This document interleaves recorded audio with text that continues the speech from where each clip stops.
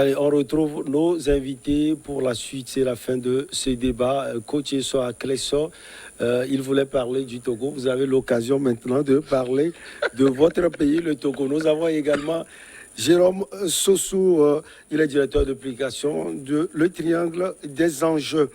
Togo, l'archevêque de Lomé, Monseigneur Nicodème Bariga bénissant, s'est adressé aux fidèles chrétiens à l'occasion de la Journée mondiale de la paix célébrée chaque 1er janvier. L'administrateur apostolique d'Atakbabé, dans son message, s'est appesanti sur le coronavirus sociopolitique qui ronge le Togo, tout en invitant ses concitoyens à retrouver le vrai sens du dialogue. Alors, il a parlé du dialogue, le dialogue pas ou à partir du coronavirus, coach soit Clessor, ou bien le dialogue d'une manière générale.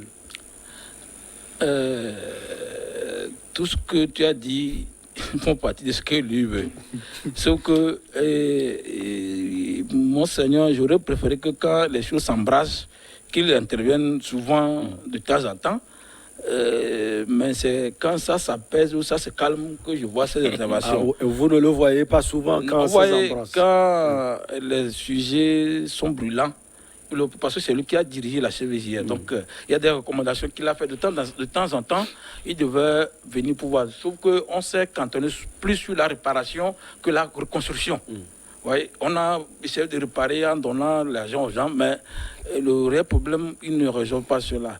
Il parle de dialogue. Le Togo en a fait. Hein. Je pense que si on a eu APG, Togo Télécom, Togo Télécom, tout ça, là, c'est les dialogues qui ont accouché de cela. Maintenant, on dirait que les dialogues au Togo accouchent d'une souris. Donc, est-ce que ça vaut la peine d'aller? Non et oui. Maintenant, il faudrait qu'il y ait une volonté politique de la part de chacun.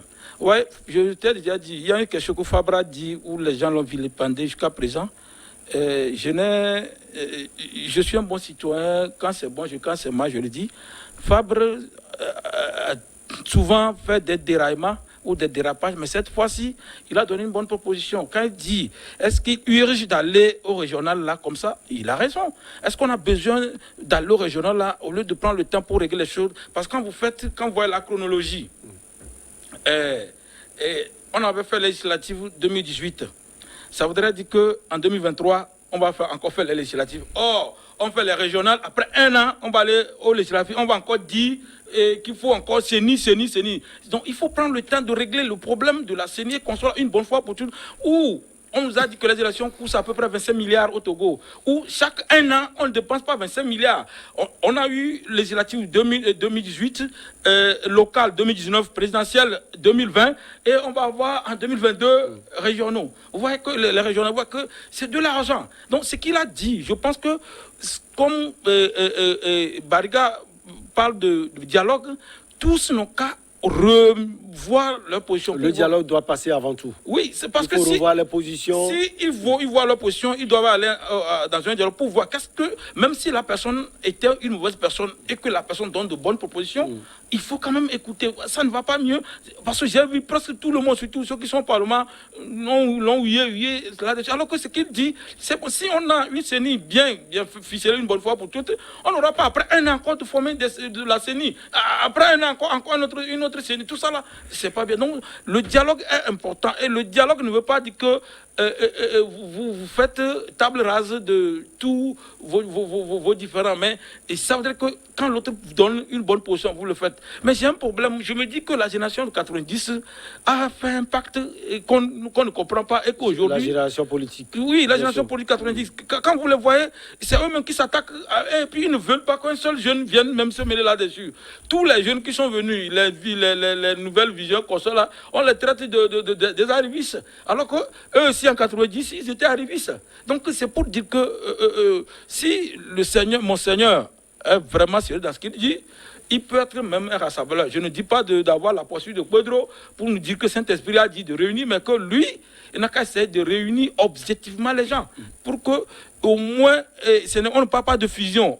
que toute la classe politique, toute l'opposition se réunit et discute avec le gouvernement pour voir, vous voyez, on veut tel comme, vous voyez, quand vous avez tel, donnez aussi tel là, pour que les choses puissent évoluer. Parce que normalement, la nomination ministérielle, le gouvernement, l'opposition doit avoir son regard dedans. Les juges, le gouvernement doit avoir son regard dedans. Les concours, l'opposition plutôt, doit aussi avoir son regard dedans. Mais comme l'opposition est à côté, c'est classé à côté, il n'y a pas de regard. On ne sait pas comment ça se fait. Et vous allez voir toujours qu'il y a presque les mêmes personnes qui évoluent, il y a presque les mêmes familles qui réussissent les concours. Donc, il faudrait que le dialogue permette à ce que le Togo évolue. C'est le Togo d'abord, les gens et leurs partis politiques après. Vous avez tout dit, sans parler peut-être du dialogue de Covid-19 pour apporter une solution à Covid-19. Ben, peut-être que Jérôme Sossou va essayer de répondre à cela. Jérôme, vous avez la parole. Non, mais moi, je dis souvent que l'État togolais, parfois, se donne des charges inutiles. C'est des charges inutiles. Le coronavirus n'est pas l'affaire du Togo seul, c'est l'affaire du monde entier. Et vous voyez comment les gens gèrent cette histoire de Covid et comment le Togo, lui, gérait ça pas comme si il allait à un concours où il faut être forcément premier. Chacun a sa manière de gérer les choses. Bien entendu, je n'en disconviens pas, mais on triche les bonnes choses à faire. Moi, je dis qu'aujourd'hui, vous voyez le niveau de l'économie du Togo. Vous voyez toute la souffrance de nos mamans au marché. Vous voyez toute la souffrance de la population togolaise. L'État, je l'ai dit, s'est donné cette charge parce que c'est justement au cours de la pandémie que l'État a augmenté des taxes, qu'il en a créé d'autres. Alors qu'au début de la pandémie, l'État est même allé subventionner ou apporter son soutien à la population. La manière de gérer la Covid, cette histoire de Covid-19 là, c'est ça qui a fait que l'État n'en pouvait plus du tout. Au lieu d'être beaucoup plus ou moins souple et permettre à ce que des gens aillent vagues à leurs activités et faire comme on le voit dans les autres pays, l'État refuse systématiquement que des gens travaillent, que des gens se regroupent, que des gens fassent leur travail comme cela se doit. Et selon vous, c'est ce qui pousse l'archevêque à parler de dialogue? J'en viens. Si vous voyez l'État togolais aujourd'hui, au cours de la pandémie, hier, lorsque la pandémie est arrivée, l'État est allé subventionner. Cela veut dire que l'État a toujours envie de subventionner. Et que, juste après quelques minutes, l'État a cessé de subventionner, a cessé d'apporter son soutien et a créé des taxes. Et a augmenté des taxes. Le pétrole, le péage, il en a créé, etc. Et tout ça là se répercute sur la vie quotidienne du Togolais. Le marché, les aliments de première nécessité sont intouchables sur le marché. Nos mamans, nos commerçants qui vont à l'intérieur ne trouvent plus du blé, du maïs, du céréal, je voudrais dire. Nos cultivateurs, nos paysans n'arrivent plus quand même à produire. Les choses deviennent de plus en plus assez chères. Et dans ce cas-là, dans cette situation, l'État togolais ne peut pas seul se dire que c'est lui qui va gérer seul cette pandémie. C'est le lieu même d'appeler toute l'opposition, d'appeler les compétences, les bonnes volontés dans tous les sens. Et chacun va apporter quand même son idée, son savoir-faire à la gestion de la chose. Et vous allez voir que ça peut marcher. Et malheureusement, l'État togolais prend des décisions et ces décisions-là ne sont pas attaquables. On sort des communiqués, le ministre de l'administration territoriale en a sorti assez. On sort des communiqués, tous les ministres en sortent. Et puis ces communiqués-là sont intouchables. Même si la société civile, même si un Kidam propose une amélioration par rapport à ces communiqués, on dit niet. Vous vous rappelez le cas lorsqu'on a voulu fermer, on a sorti des communiqués pour fermer les églises. quelles ne sont pas les démarches faites par les hommes religieux, les leaders religieux. les leaders religieux. Est-ce que c'est leur démarche-là, lorsqu'ils étaient allés quand même discuter avec le gouvernement, est-ce qu'ils ont trouvé solution? Est-ce que l'État, le gouvernement a quand même accepté une seule seconde leur proposition? Et lorsqu'il n'y a pas de dialogue... Il y a eu de dialogue. Ils ont discuté. Peut-être que... oui, mais je ne refuse pas, c'est ce que je dis. Le gouvernement pense que la priorité est au niveau de je dis, ceux qui sont allés vous rencontrer le gouvernement ne sont pas des bêtes. C'est des gens réfléchis, des gens intelligents, qui aussi pouvaient quand même apporter, qui sont conscients, de la période que nous traversons. Et qui, de toute façon, ont proposé des choses. Peut-être qu'ils peuvent améliorer les propositions on n'a pas la science infuse pour dire que c'est lui seul qui connaît, qui possède le savoir-faire, le savoir. Mais c'est ça. Et donc, ceux qui sont allés rencontrer le gouvernement ont fait des propositions. Et vous vous rappelez ce que les ministres du gouvernement avaient dit sur les antennes des radios de la place. Vous vous rappelez de tout ce qui s'était passé. C'est comme on a rejeté carrément les propositions de ceux-là. Alors que les dialogues, ces moments de raconte-là, ces moments de dialogue pouvaient quand même permettre à ce qu'il y ait amélioration par rapport à la gestion de cette Covid. Et toutes ces charges-là ne seraient pas la charge du gouvernement seul. C'est ce que le Monseigneur a vu. En premier lieu. Maintenant, par rapport aux hommes politiques, moi, il y a longtemps, je ne veux plus parler de la politique togolaise parce que je me dis que c'est des gens respectables. C'est des gens que moi je respecte beaucoup, mais qui, à mon avis, s'amusent avec la destinée de tout un peuple. Et c'est pour ça que quand moi je les vois réagir, moi, ça me donne de la fièvre. Et je ne veux plus les entendre. Je ne veux plus me mêler à leur histoire. Vous voulez parler des gens de l'opposition ou du pouvoir comme de l'opposition. Je vais faire deux analyses par rapport à la situation. Très rapidement. En réalité, le dialogue dont parle Monseigneur Bariga, ce n'est pas seulement le dialogue entre l'opposition et le pouvoir. Ça doit être d'abord un dialogue sincère entre l'opposition, entre tous les leaders de l'opposition, parce que c'est eux qui convoitent, c'est eux qui veulent aller au pouvoir, diriger le pays là. Et on a suivi la déclaration de Jean-Pierre Fabre tout récemment qui demandait, il a souhaité... Non, moi, c'est pas seulement lui seul qui a fait cette proposition. Il y avait Dossé Agnon qui avait fait déjà la proposition, il y avait la Demeka qui a fait la proposition, et Madame Adjangwa. Moi, je ne veux pas ces déclarations d'hypocrites. Sincèrement, il faut qu'on soit clair là-dessus. C'est des déclarations d'hypocrites. Vous voyez tous les rassemblements de l'opposition. Ça a donné quoi?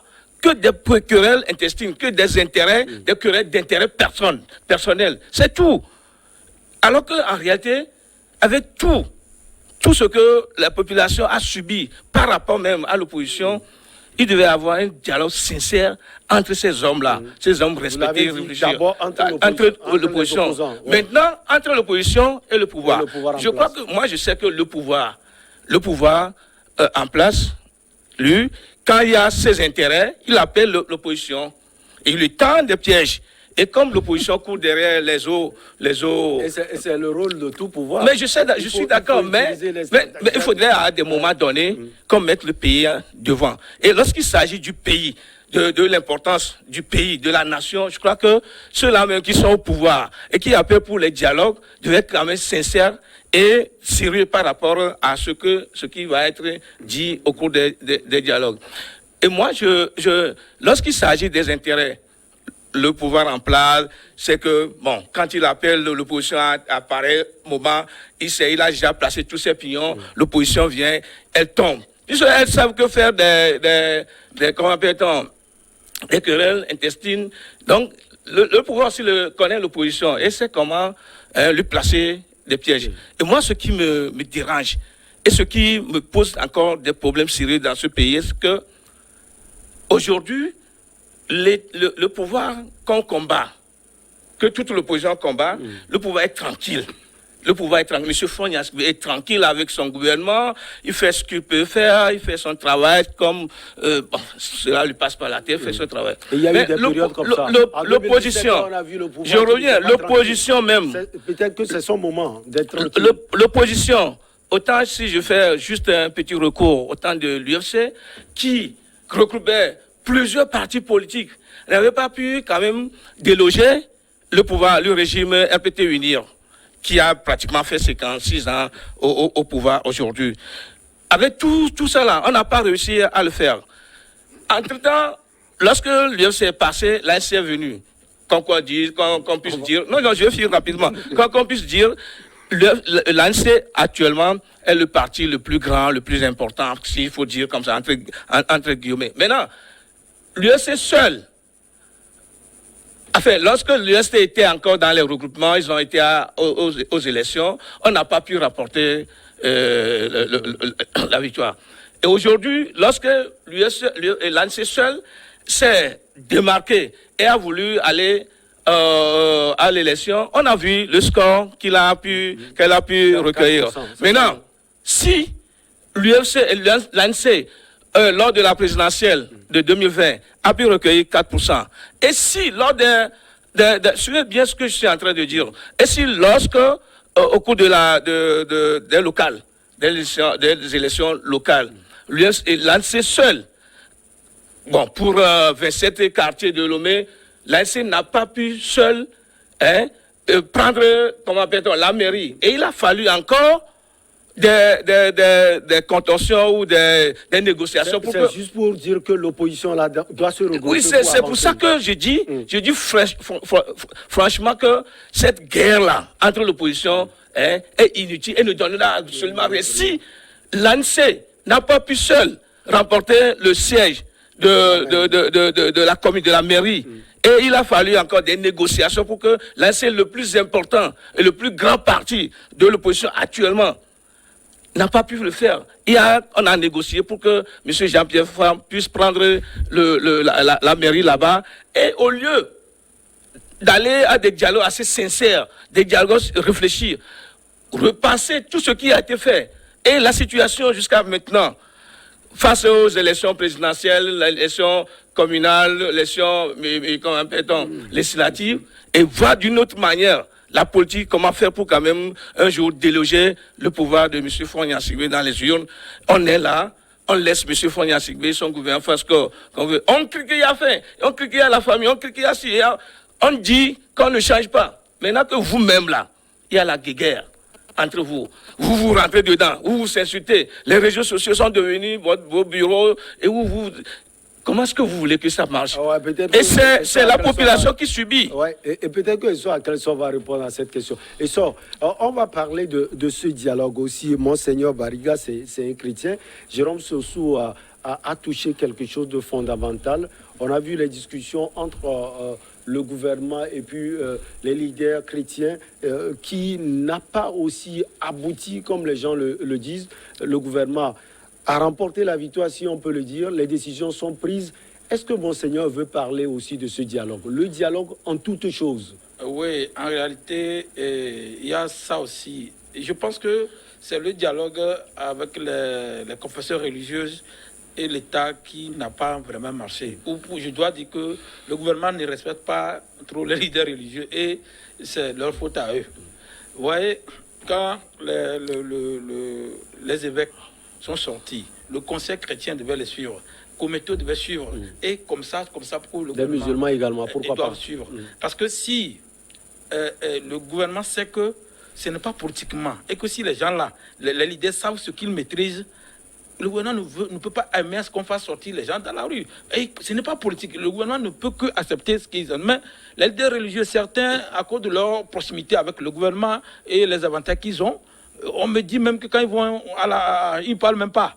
Vous voyez, et donc c'est ça le problème, parce que c'est les leaders même. Yadema avait tellement peur des leaders religieux qu'ils ne cherchaient même pas. Il les ménageait très facilement pour ne pas avoir de problème. Or, c'est là-bas, même là-bas de tout. Dans certains pays même, c'est la source des problèmes des pays. C'est pourquoi notre constitution a consacré une partie aux leaders religieux. Mais je pense qu'on ne les a pas respectés à tel point. Quand ils font des propositions, on ne les tient pas à compte. Or, c'est dans les églises où les gens sont plus respectueux par rapport à ces principes-là. Vous voyez, comme on l'avait déjà dit, personne, même on peut vous dire, vous rentrez dans le marché, personne ne s'en fiche même de porter le mal avant de vendre l'autre. Mais chaque fois, moi, l'église que je pratique, il y a quelqu'un dehors qui vérifie, vous rentrez, de temps en temps, le pasteur circule, vos masques. Donc, on devait... Les mesures barrières sont on a demandé ça aux églises. Quand ils respectent ça, je ne pense pas qu'on devait encore les fatiguer, puisqu'ils respectent... C'est ce qu'on doit... Quand il y a une église qui est brebis galeuse et qui ne respecte pas les principes, on peut... Donc, je pense qu'il faudrait que le conseil religieux du président essaie de faire voir au président l'importance des leaders religieux. Parce que, qu'on le veut ou pas, que ce soit Sakpater, que ce soit Mahomet ou Coran ou Jésus, on a pu traverser Covid-19 uniquement spirituellement. Parce que rien de ce qu'on proposait n'est pas efficacement ni chez les Blancs, ni chez nous. Et personne ne maîtrise les contours de Covid-19 en réalité. Donc, il n'y a que dans les églises, les mosquées et les couvents où on dit aux gens de ne pas faire la violence. C'est ce qui s'enseigne là-bas. Imagine qu'un pasteur avait dit sur les rails, même si on l'a fait, qu'on a qu'à... Ça devait donner autre chose. Donc, je pense qu'on doit aller... Et comme ça. Sauf que je ne suis pas d'accord avec ce sou. Non, il a employé une expression que je n'ai pas beaucoup là. Régime peut unir en droit le régime du Togo. C'est non, c'est pas régime. Non, c'est que je dis, il y a le régime politique et le système politique. Ouais. Le système politique est différent du régime politique. Donc le régime, ce n'est pas le parti, mais le régime politique. Le Togo a adopté le régime semi-présidentiel ou le régime présidentialiste. C'est ça, mais ce n'est pas RPT. Parce qu'il y a UFC aussi qui est sorti, il y a ANC qui est sorti de UFC, mais on n'appelle pas opposition UFC ANC. Il y a également FDR de Apevon qui est sorti de CAR. Mais non, je crois que tu n'as pas bien suivi ce que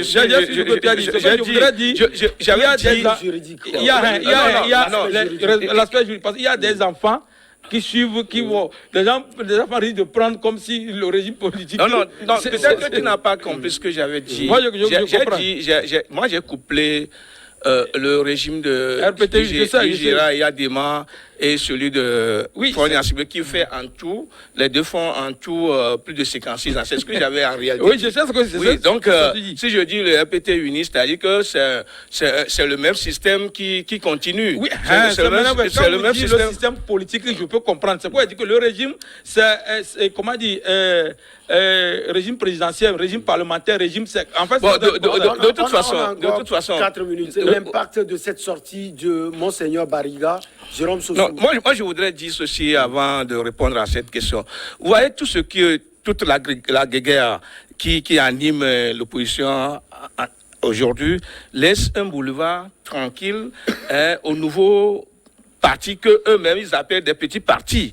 Moi, je suis homme de terrain, je vois tout ce qui se passe. Ouais, vous prenez la nouvelle vision de Dr Ton, vous prenez Net, quoi qu'on puisse dire, de Djeri Tama, vous prenez Bâtir, et Bâtir qui fait assez de sensations sur le terrain. Tranquillement, sans comment appelle-t-on, tambour ni trompette. Vous voyez le parti de Kagbara aussi. Le cadir de PDP d'Insa Kagbara. Vous voyez ces partis que l'opposition traditionnelle qui continue de se battre sur les réseaux sociaux et ces jeunes partis, ce qu'ils sont en train de faire. Moi, je suis sur le terrain, je ne suis dans aucun parti politique. Je suis journaliste, je le reste. Je ne veux pas faire de la politique non plus. Je vois tout ce qui se fait. Je ne vais pas dire que Bâtir est devant, mais avec tout ce que Bâtir est en train de faire actuellement à travers le territoire, je dis bien à travers le territoire togolais, ça fait une concurrence assez, comment appelle-t-on, assez noble, à mon avis. Est-ce que les Togolais vont voir ça? On a l'impression aussi qu'ils sont aussi liés à l'histoire politique des partis politiques. Non, si on veut rester... Unir, par exemple, et autres. On a déjà vu les expériences par rapport à tous ces partis que tu viens de citer. Si nous voulons rester encore à l'étape de Cro-Magnon, là, Le Togo ne va pas évoluer politiquement. Moi, je dis, il faudrait que des gens ouvrent des yeux. Je ne fais pas de la publicité, de la propagande pour aucun parti politique. Moi, je vois ce qui se passe sur le terrain. Les partis traditionnels de l'opposition de 90 à ce jour sont en train de disparaître, surtout à cause de leur guerre qui ne finit jamais.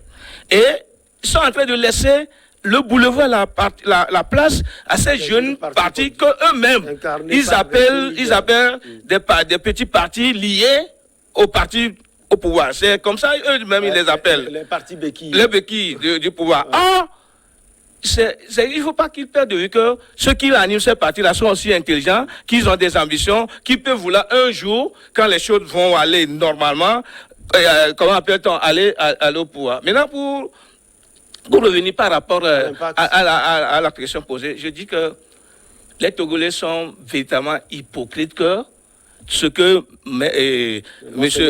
Baraga dit là, c'est comme de l'eau, c'est comme de la pierre jetée dans la mer. Les Togolais sont tellement hypocrites de façon que c'est que personne ne veut suivre l'autre. En réalité, tout ce que M.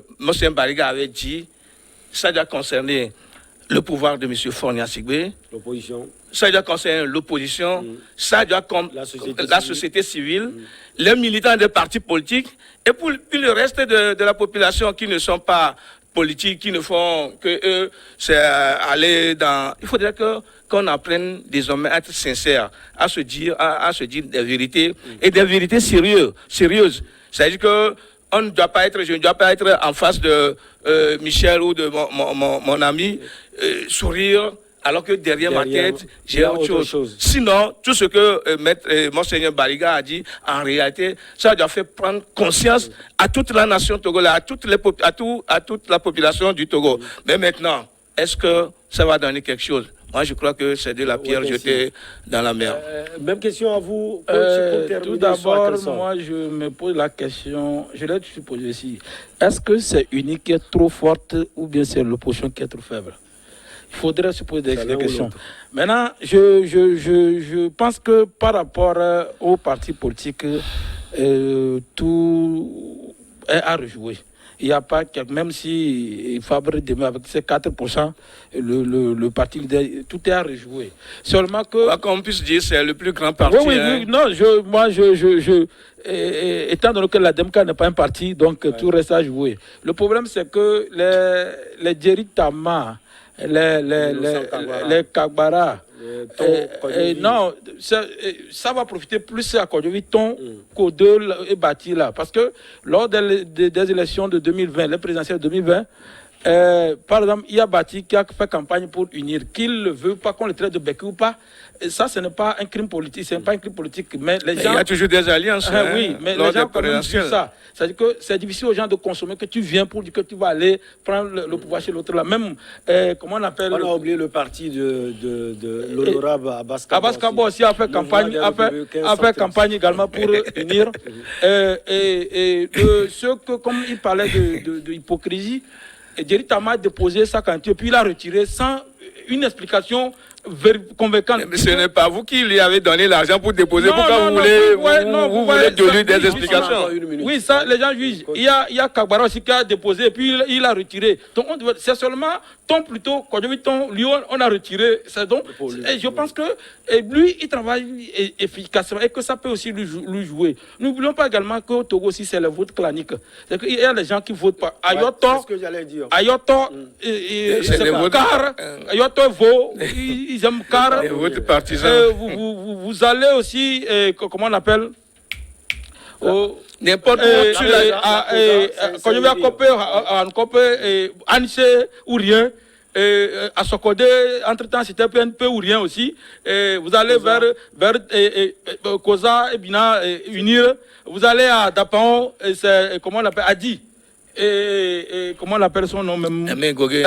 Donc, vous voyez, il y a cet élément clanique qui crée le problème. Si on arrivait à converger sous tous ces pouvoirs-là, je pense que l'opposition peut faire quelque chose et vaciller le pouvoir. Et aussi que le pouvoir donne réellement de marge à l'opposition. C'est-à-dire que C'est un rapport de force. Si l'opposition croise les bras, comment est-ce que le pouvoir va lui donner le plateau? Il y a une chose, on ne verra jamais dans aucun pays l'opposition s'entendre à merveille. Il n'y a jamais ça, parce qu'ils ont des ambitions. Maintenant, le pouvoir aussi ne peut pas chaque fois mesurer totalement. C'est que le pouvoir profite actuellement de la faiblesse de l'opposition. Maintenant, il faudrait que... Et c'est pour ça que l'opposition n'est pas forte, c'est tout. En tout cas, c'est le parti au pouvoir qui rend l'opposition faible. Merci beaucoup d'être passé, ça a été un débat très riche. Merci à vous, Jérôme Sossou. C'est un plaisir. Du Triangle des enjeux. Merci également au coach Esso Kwamivi, Akleso, consultant et coach en politique et en entrepreneuriat. Merci aussi à vous. On se retrouve la semaine prochaine, toujours avec le même plaisir. Excellent week-end à vous. Très bonne suite de nos programmes.